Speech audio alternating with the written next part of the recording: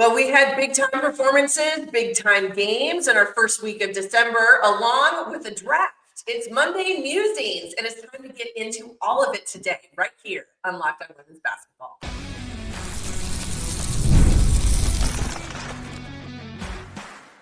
You are Locked On Women's Basketball, your daily podcast on women's basketball. Part of the Locked On Podcast Network, your team every day.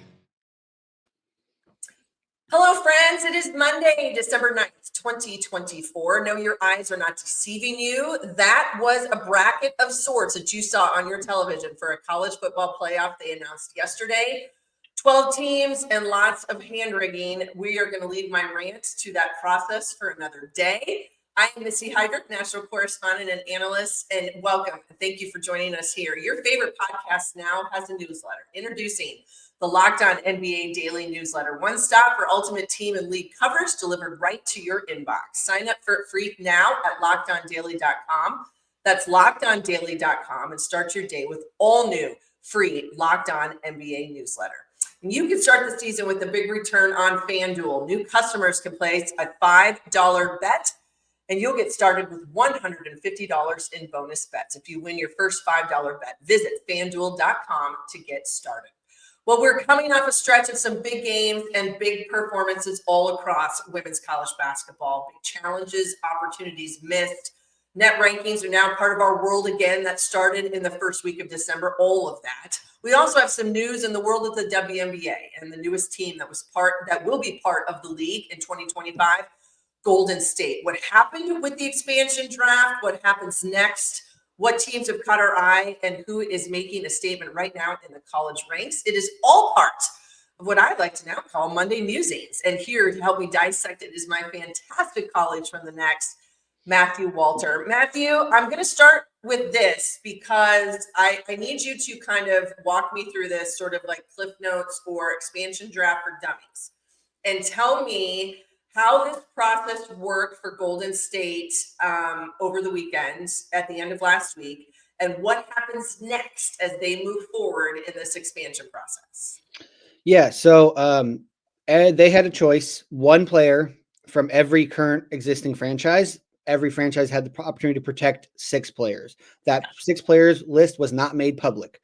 So nobody except for the Valkyries and the teams putting out their lists knew who was protected and who wasn't. The Valkyries had a choice. They could pick one player from each team. They also had the option to choose not to pick a player. So they picked 11 players. They chose to not choose someone from the available players from the Seattle Storm. They took one player from the other 11 teams. And now what's next is free agency. And they did a lot of the decisions that they made give them a ton of free agent flexibility.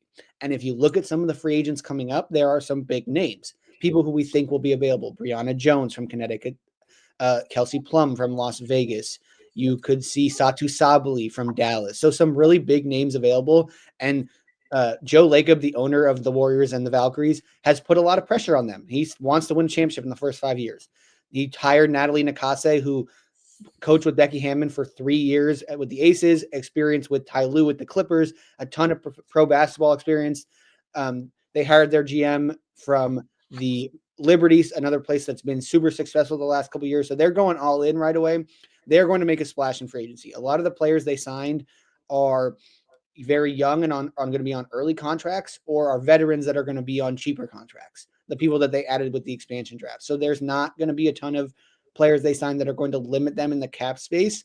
And that, I think, was part of it. But they also grabbed a bunch of people who are going to be very key players for them, both from a rotation and I think even in the starting lineup kind of players in the expansion draft.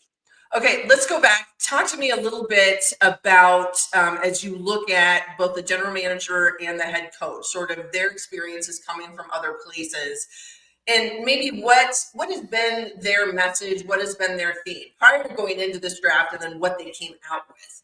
You know that the mandate has been there from the owners and from that side of the front office, but now you're getting into the nitty-gritty of actually figuring out what this team is going to look like and who's going to be in charge. So just talk to me for a moment about their messaging. What have you heard from them? What's been kind of that consistent company line, so to speak? And maybe how did that translate then into what they did with this draft? Well, the first thing that Natalie Nakase really implied upon when she showed up is we're going to be competitive, right? This is not like a rebuild. We're going to start and hit the ground running. And she and the general manager, Ohema, and really when they met with the media after the expansion draft, said we drafted 11 players who are going to come in and compete right away. Every person they looked at, the first thing they said was, they want players who will compete. And the process was a little weird. They didn't even get the list of who was protected until the 25th of November. So they went through this for the first early part of it, sort of guessing. They did a lot of background research. They had their front office staff and their coaching staff go in and look at, okay, who do we like? Okay, here's who we think is going to be available. Start watching film because they didn't have a ton of individual conversations with some of these people because A, they didn't know, but also B, a lot of them play overseas. And so they were not able to get them on the phone. So a lot of their thing was, okay, what do we like about these people? What are they going to bring? And the number one thing they said was they want competitors. And number two, they want good people, right? The GM Ohema talked a lot about the people, about the human beings that they drafted, caring a lot more about the human beings, and the basketball part will come. And the basketball part will come. Everybody will learn Nakase's system, but they wanted the good people, the people that are going to come in and want to be there right away, going to want to compete right away, and are going to help this franchise get off the ground in a much faster rate than if you were to rebuilding what would be considered a rebuilding franchise, because they are starting from the ground up.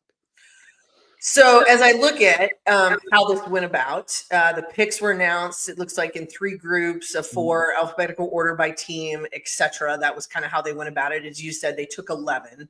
A couple of names stand out here to me just simply because I think, as you were talking about, younger players, people that were, newer to the league, are going to give them that, that fresh feel, whatever that might be. They bring in Veronica Burton from the Connecticut Sun. That was one of the names they took. She had a great career at Northwestern out of the Big Ten. I think obviously the one that's drawn a lot of interest just because of the buzz is Kate Martin coming from the Las Vegas Aces. As you look at that list, who stands out to you? What struck you maybe as, wow, that's a surprise, or whoa, that's a big get? So there's a couple, and I'll start with that point guard spot. I'm going to start with, I think Burton will be a great fit. She's a phenomenal defender. She can really make people's life tough. I think she's a good rotation piece. The person to me is Julie Van Loo from Washington. She was a very, very good rookie last year. Top 12 in the league in 3-pointers made, top 9 in the league in assists. She started 34 of 40 games for the Mystics last year. She started on the Belgian national team in the Olympics. Ton of international experience. Yes, she's 31. She's on the older side, but to come in at 31 in her first year in the league, average 7.5 points, 4.3 rebounds, like that's super valuable. And she shot the shot's like 32% from 3 on 6 attempts a game. So she can definitely shoot the ball, which is something Nakase comes from Las Vegas, where Becky Hammon is all about spacing the floor and playing defense. So getting a point guard who can shoot, but also Van Loo is a phenomenal passer. Like, again, top 9 in the league in assists. That's going to really help you, and see someone who could come in and start at the point guard spot. And you and I both know having a floor general makes or breaks any team.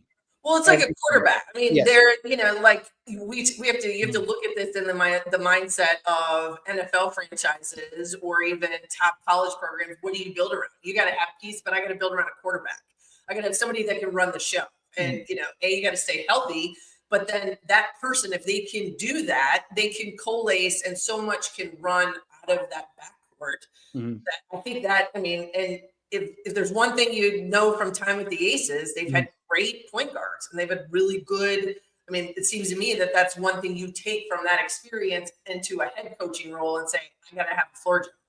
Yeah, and then that's why I think Van Loo is another one of those players where you talk about, like, that was available. Like, that's one of those ones I would go, that was available. And because she, again, yes, she's on the older side, 31, but like, that's an experienced international point guard who knows what they're doing.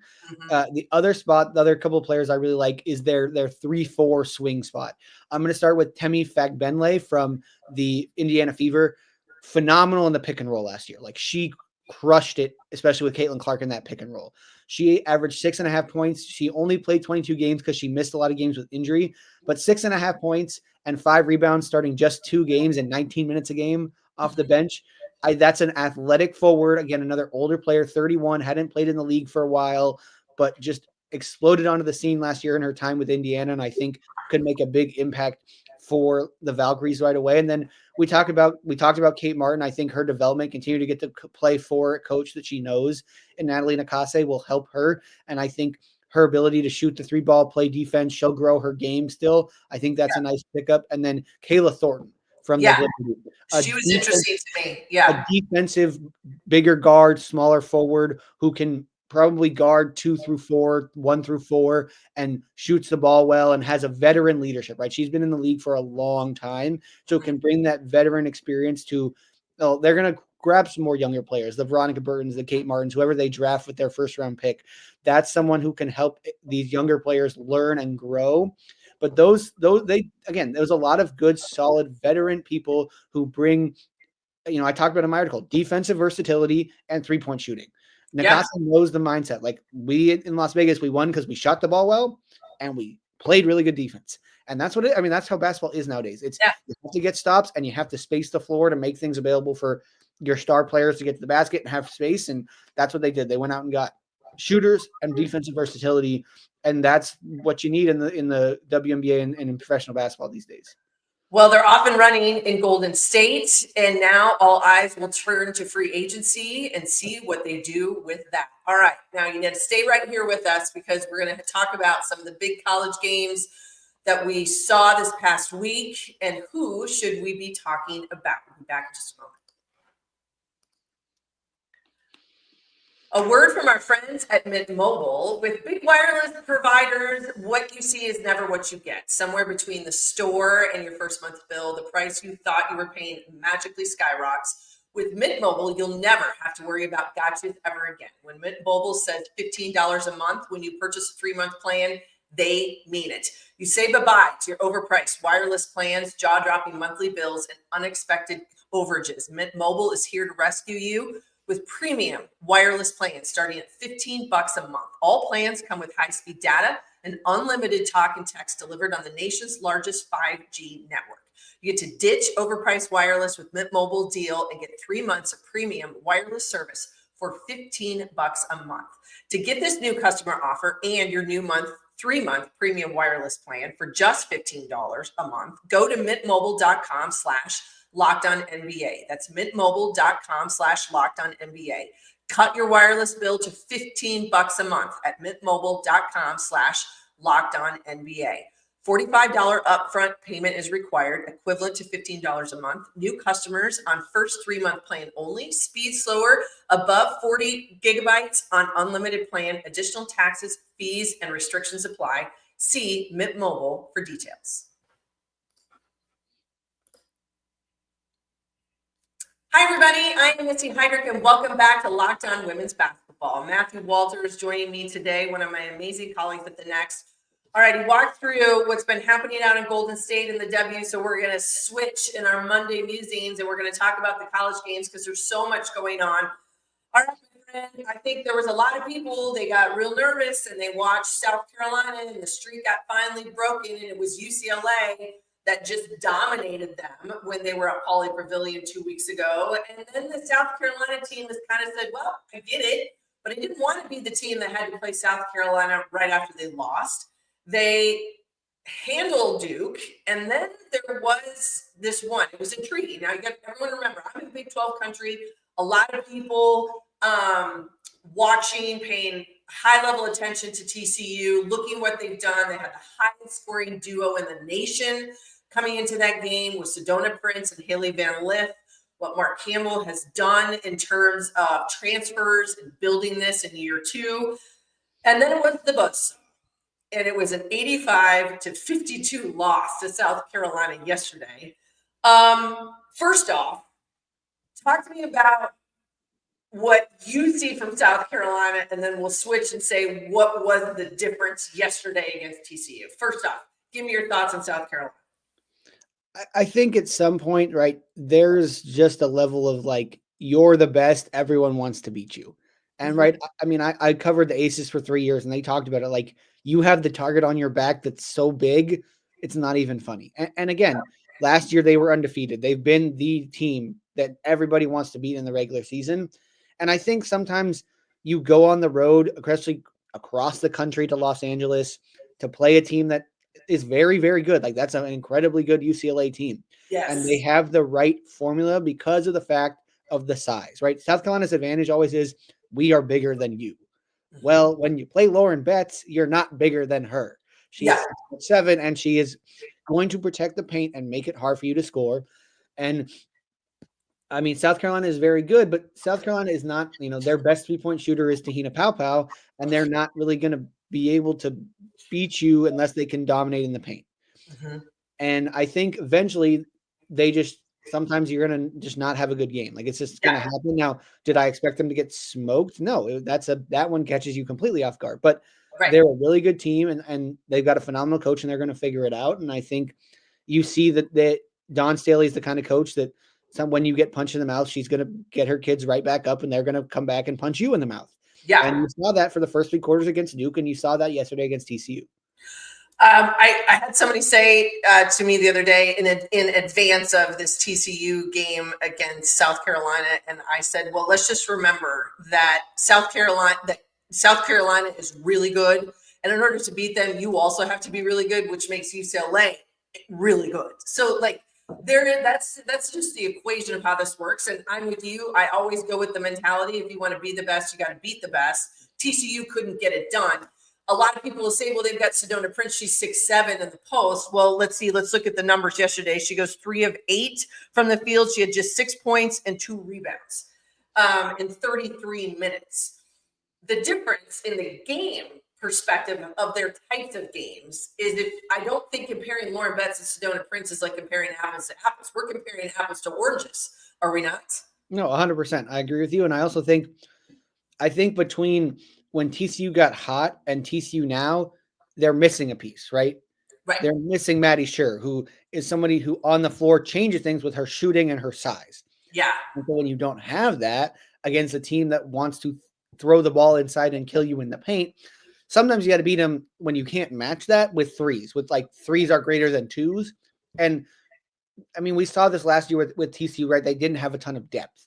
And obviously they added more depth now that he's in his second season and they were able to add some more players. But when you lose somebody, now everybody has to step up a rung and maybe the depth isn't there to have the right kind of people stepping up the rung, if that makes sense. No, I think you're absolutely right. And for those that haven't heard, Maddie Scher, who had transferred, she had been at Oregon. She spent a year at Kentucky, went to TCU this year. She will miss the rest of the season due to a back injury. And as you said, I think it not only cuts into just that depth rotation of what they've had, she is a versatile kid, a versatile player, and I think that is going to be one that they miss. Let's talk a little bit about Notre Dame, because I think there was also some questions. If we want to talk about injuries, this is a group that, I'm just like, thank the Lord that we are surviving with. I mean, they're playing like 6 people. And now the hope is that some of those players will be back and that they will get some of those players available as time goes on. But I thought it was a pretty impressive bounce back for them to be able to handle Texas and win. Granted, the game was went into overtime, but they win by 10, 80-70. And I've always been bullish about Notre Dame because I just think that there's so many pieces of the puzzle and they've got like the most dynamic backcourt in the nation. Well, I also think you have to look at it too. Like sometimes, right, we talk about it, talent just wins. And like they are so at all 5, like, yes, they're not playing that many people, but the people they play are really good, like exceptionally good at everything they do. And you talk about that Texas game, right? And you look at it, if you watch the game, the number one thing Notre Dame did was, okay, we don't have a ton of people. What are we going to do to protect ourselves? Play zone. They zoned and zoned and zoned, and it worked, right? Texas is not they have a couple of kids that can shoot the ball well, but Texas's thing is they're athletic. They want to get to the basket. They want to drive you. They want to put the ball inside, and it's hard to do when you're playing against the zone.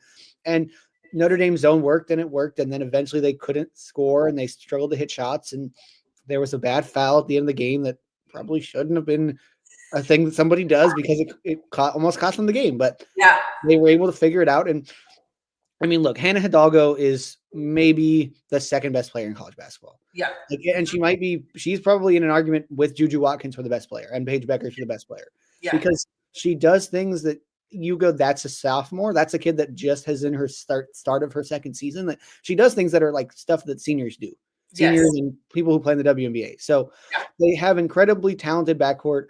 This is a team, you're right. Like they are the perennial favorite in the ACC until somebody steps up and beats them. And I don't know who's going to do it. And if they get healthy, I don't know who's going to stop them because the talent level is off the charts. They are so cerebral. You see some of the basketball IQ from people like Hidalgo and Olivia Miles, and they have Neil Ivey's a phenomenal coach. And they do, again, that's an impressive win to beat Texas at home with 6 players. Like that is really hard to do. That's a really good Texas team. They're going to go really far. They are going to battle South Carolina, I think, to win that SEC. And so to beat them at home, after losing 2 games back to back to TCU and Utah, like that's a good, not only good job by their players, but a good job by the coaching staff to get them ready to understand, like, look, we just took 2 losses. We are now playing a top 4 team. We got to figure it out. And then they did, and they won in it was a very good game and really impressive and a high level game from everybody involved. And the best thing is that's what happens in early December, especially when you have things like ACC, SEC Challenge. I would be remiss. We mentioned the backcourt, but I believe maybe one of the most consistent or best overall players in the entire nation, Sonia Citron for Notre Dame. She is going to get my vote all year long. All right, in just a moment, more with Matthew. Per his request, we are going to talk Rocky Top, and those are some other early tests, and we'll be right back.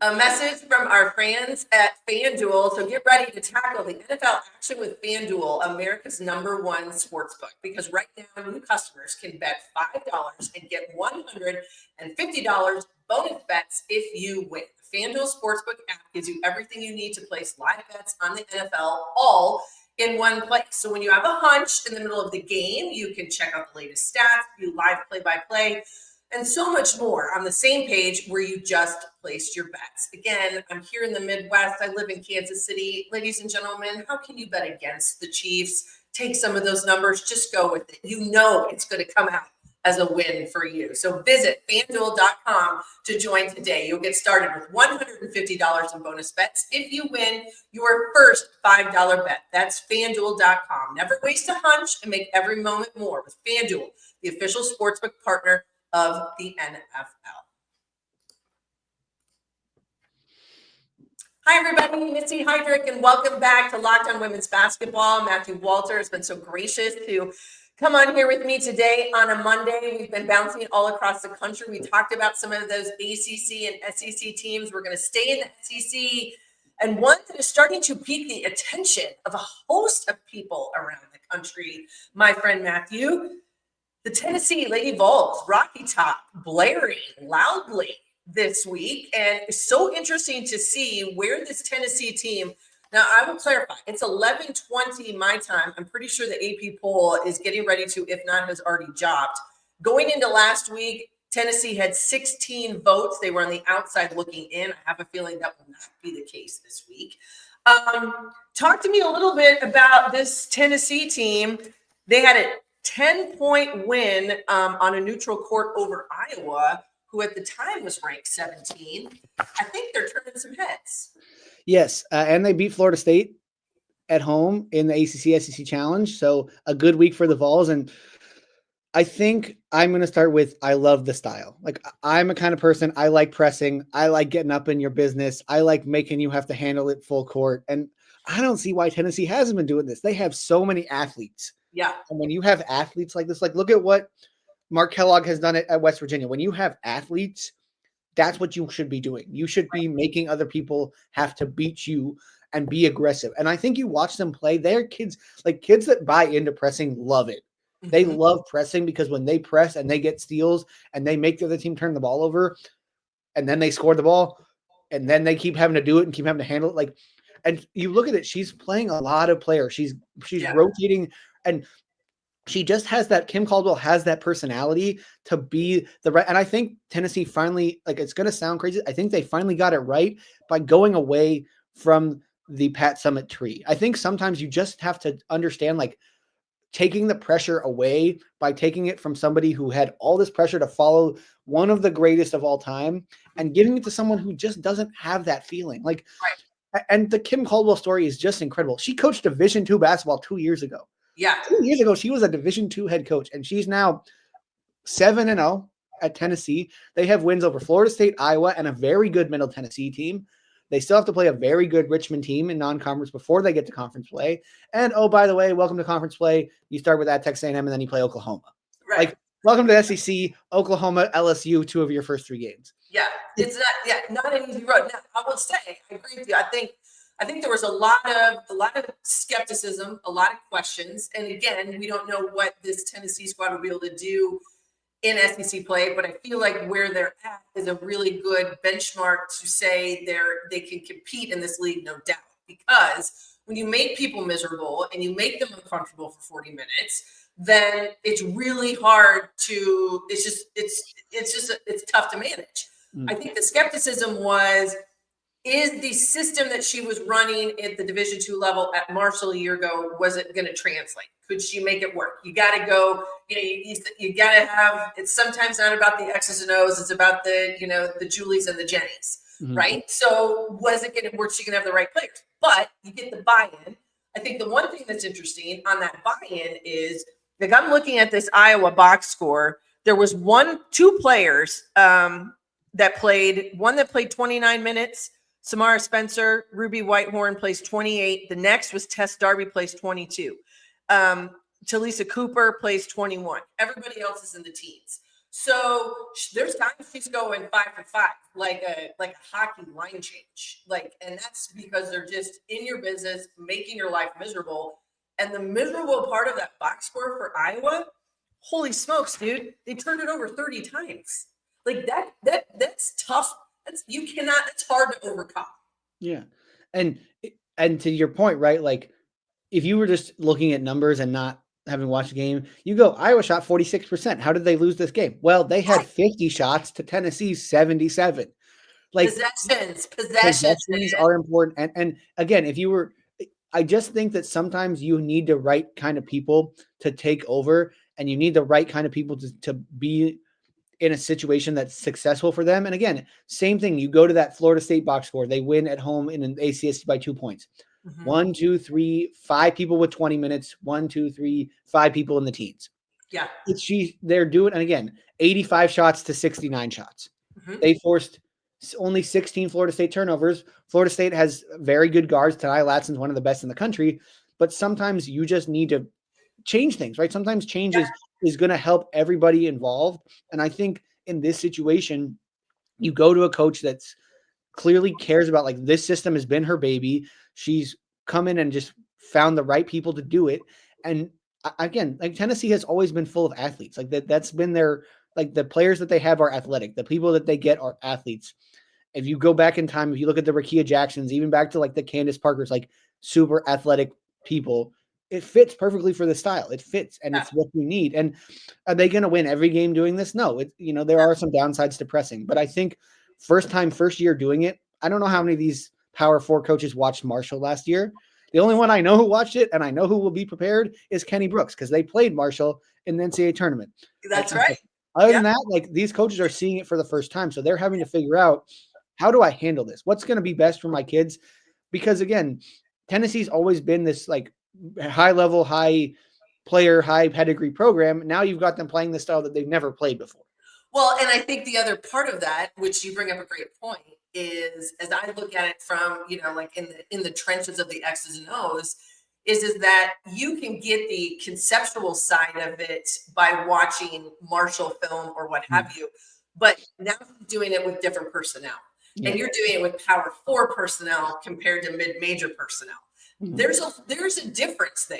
And maybe that's what this kind of jump in level of success it takes to be able to get you there. I think that this is I think it's eye-opening. And I think there's going to be a lot of voters today and over the weekend that had to take a pause and say, you know what? I think this isn't out of the ordinary for a team with what they've got. And I think they're probably absolutely deserving to be in the top 25 this week.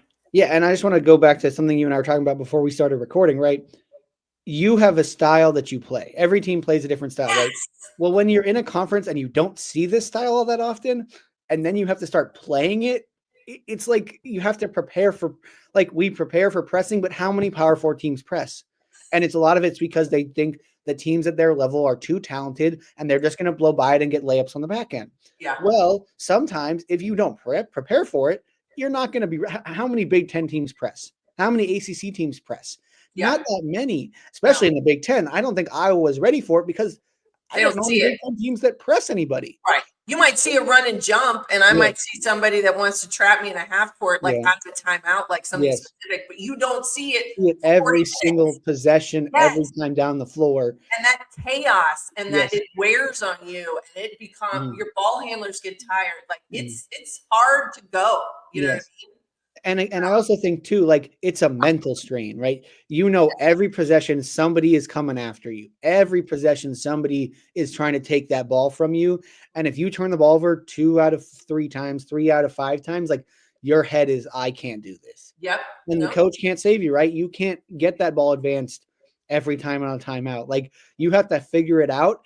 And at some point, right, you're asking, especially teams that don't have a ton of depth, for the same person to handle it and we talk about the depth, right? Playing 10 people, every person that comes in for Tennessee is fresh. Yeah. Every person that comes in is ready to go get that basketball. No, that's not always the case with these point guards for other teams. They don't always have a good backup. They might be the only one handling it. And the off guards might not be great ball handlers. No, I think you're absolutely right. Well, all things clicking in the world of Rocky Top. Rick Barnes and men's basketball, women's basketball, and oh, by the way, Josh Heupel and their football team find themselves in that college football playoff. All right, Matthew, where does everybody find you, my friend?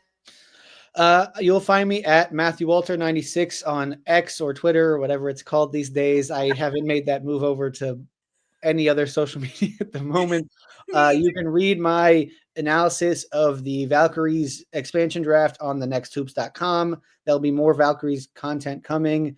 And then that's where you can find my stuff. Awesome. Well, I so appreciate you and your time. You are the very best, one of the dearest that I know, and so fun to talk basketball with. Everybody, you can find me at Missy Heidrick on X, whatever it is. Again, haven't made the migration, but that's where I am. Go follow this podcast at Locked On WBB, and then get over to thenexthoops.com to see all of my amazing colleagues and the contact there. We have you covered 24/7, 365 days a year. Your favorite daily podcast now has a newsletter introducing the Locked On NBA Daily Newsletter, one stop for ultimate team and league coverage delivered right to your inbox. Sign up for free now at LockedOnDaily.com. That's LockedOnDaily.com, and start your day with the all-new free Locked On NBA Newsletter. Thank you, everybody. Happy Monday. Have a fantastic week for everybody out there. I know it's finals in a lot of places on college campuses all over the country. Get your head down, get to Starbucks, get some coffee, get some sleep. We wish you the best, and there will be great games at the end of that week as well. Thanks, everybody. Have a wonderful day.